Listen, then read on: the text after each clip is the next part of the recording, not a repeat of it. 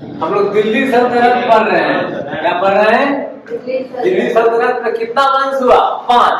बस इतिहास में दिल्ली सल्तनत में 5 ही वंश पढ़ना है।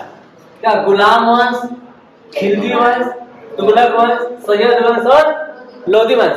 हम लोग पढ़ लिए गुलाम वंश, खिलजी वंश, तुगलक आज पढ़ रहे हैं। क्या पढ़ रहे हैं? तुगलक वंश का शासनकाल देखिए 1320 से 1400। प्रत्येक बात पर ध्यान दीजिएगा। देखिए पूरा दिल्ली सल्तनत में सबसे ज्यादा दिन तक शासन करने वाला कौन है? तुगलक वंश, है ना? क्वेश्चन पूछेगा ना, बताइए। पूरा दिल्ली अभी देख नहीं रहे आप लोग? देखिए 1206 से 1290 तक की गुलाम वंश था।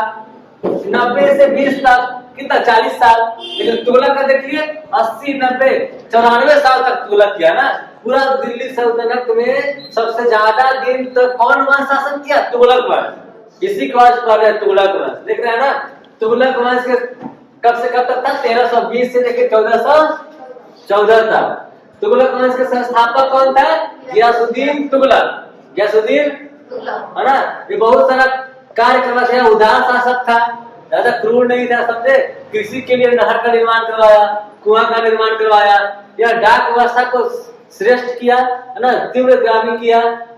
देखिए लगान में उपज का 1/10 भाग या 1/12 भाग लिया करता था ना। बहुत कम ही लगान लेता था, टैक्स लेता था। उपज का 1/10 भाग। समझे? खिलजी द्वारा घोड़े को दागने और चेहरा का प्रथा था ना। खिलजी वंश, अलाउद्दीन खिलजी जारी किया था। सब घोड़ा को, सैनिक वाला घोड़ा को दागता था, है ना? सिपाही का चेहरा बना रहा था, चित्र बना रहा था। वह प्रथा लागू किया गियासुद्दीन तुगलक, है ना? देखिए बंगाल अभियान से वापस लौट रहा था गियासुद्दीन तुगलक। सूफी संत निजामुद्दीन औलिया, उस समय निजामुद्दीन औलिया का बहुत प्रख्याति था, है ना? संत था निजामुद्दीन औलिया, बहुत प्रसिद्ध हो रहा था। तब यह गियासुद्दीन तुगलक बोला उसको कि मेरा राज्य छोड़ के चले जाओ, है ना? यहाँ छोड़ निजामुद्दीन औलिया को। जब यह बंगाल से लौट रहा था तो निजामुद्दीन औलिया को क्या बोला? मेरा राज्य छोड़ के चले जाओ, है ना? लेकिन निजामुद्दीन औलिया इसको बोला ना, हुनूज ए दिल्ली दुरस्ते। देखिए क्या बोला? हुनूज ए दिल्ली दुरस्ते। इसका हिंदी क्या होता है? दिल्ली अभी, है ना? क्वेश्चन देखिए ना, दिल्ली अभी दूर है। कौन बोला? निजामुद्दीन। किसको बोला? गियासुद्दीन तुगलक को। और उसी समय जब ये बोला ना, बंगाल से जब लौट रहा था, दौलताबाद के नजदीक तंबू लगा के वहां विश्राम कर रहा था। रुक गया था कि नेक्स्ट दिन में आगे बढ़ेंगे। वहीं उसको तंबू जो लकड़ी का घर बनाया था उसके सर पर गिर गया। हाँ, उसी पर गिर गया। अब यही दब के मर गया। समझे? निजामुद्दीन औलिया के कहने से दिल्ली अभी दूर है, तो दिल्ली पहुंचेगा तब ना हमको बाहर करेगा। रास्ते में दौलताबाद के नजदीक इसका घर गिर गया इसी पर, और यही उसका देहांत हो गया। समझे? और इतिहासकार बताते हैं कि इसका देहांत के पीछे मोहम्मद बिन तुगलक का भी हाथ था, है ना? इसका षड्यंत्र था। मोहम्मद बिन तुगलक कौन था? इसी का पुत्र था, है ना? गियासुद्दीन तुगलक का पुत्र। अब इसके बाद, इसके रेप करने के बाद मोहम्मद बिन तुगलक राजा बना। मोहम्मद बिन तुगलक इतिहास में दिल्ली सल्तनत में सबसे पढ़ा लिखा शासक था। मोहम्मद बिन, है ना? सबसे पढ़ा लिखा शासक भी मोहम्मद बिन तुगलक, और सबसे मूर्ख शासक भी मोहम्मद बिन तुगलक था।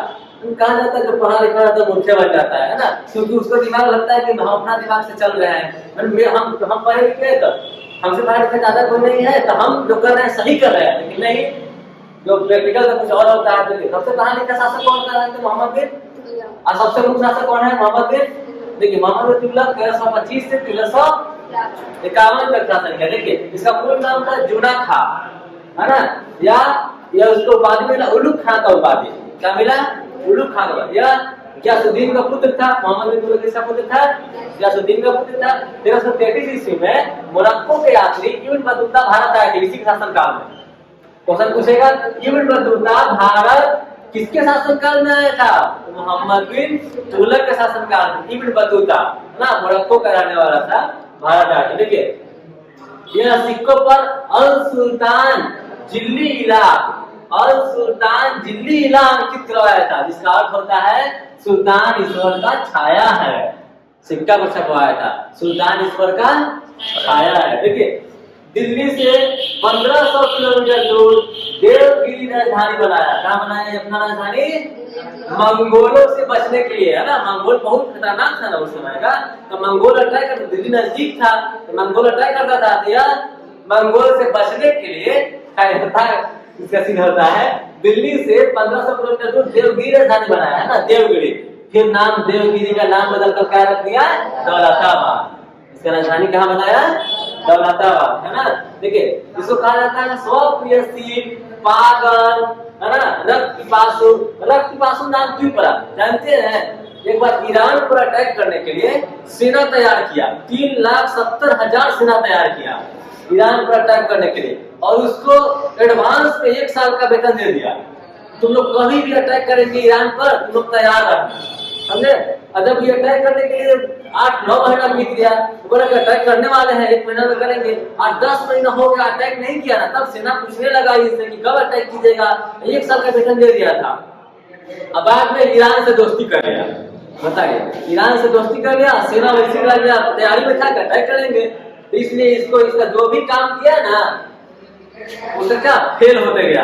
बाद में देखिए रक्त-पिपासु नाम पड़ा, तो ईरान पर अटैक नहीं किया, 3,70,000 सेना। अब सेना जब उग्र हो गया, अटैक नहीं किया, इतना दिन तक रोक के रखा, तब इसको हिमालय के तराई में उस तरफ भेज दिया कि जाओ उस तरफ से युद्ध करके आओ।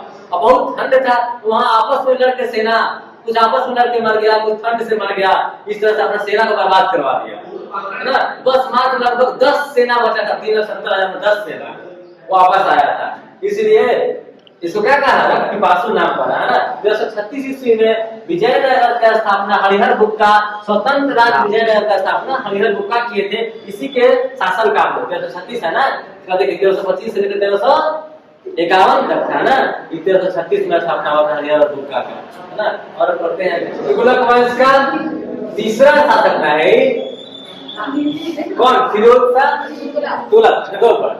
फिरोज शाह तुगलक कब बना? 1351 से 1388 तक। देखिए 22 मार्च 1351 में फिरोज शाह तुगलक क्या बना? सुल्तान बना। या मोहम्मद बिन तुगलक का चचेरा भाई था। कौन था ये? चचेरा भाई था ना।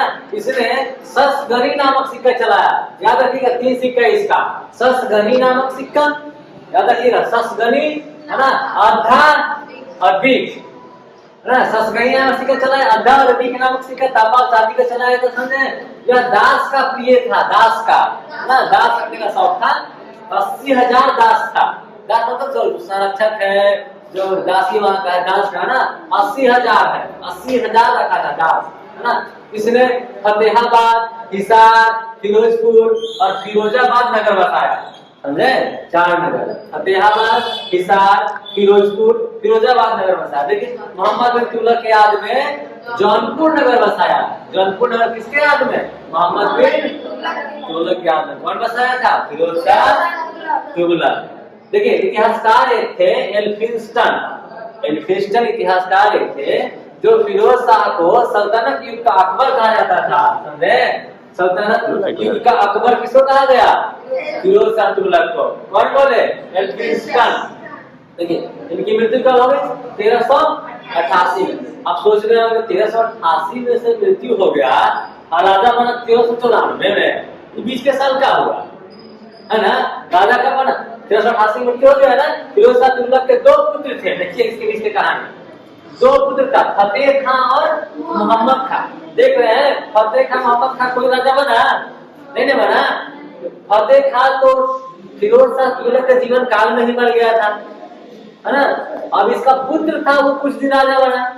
फिर मोहम्मद खां राजा बनने की कोशिश कर रहा था, लेकिन जो दास था ना, उसका बहुत सारा दास, फिरोज शाह तुगलक का दास इसको भगा दिया राज्य से। मोहम्मद खां को दास लगा दिया। लगभग इसी का पुत्र फतेह खां का पुत्र नसरुद्दीन महमूद लास्ट राजा बना था, समझे। मतलब कि फिरोज शाह का पोता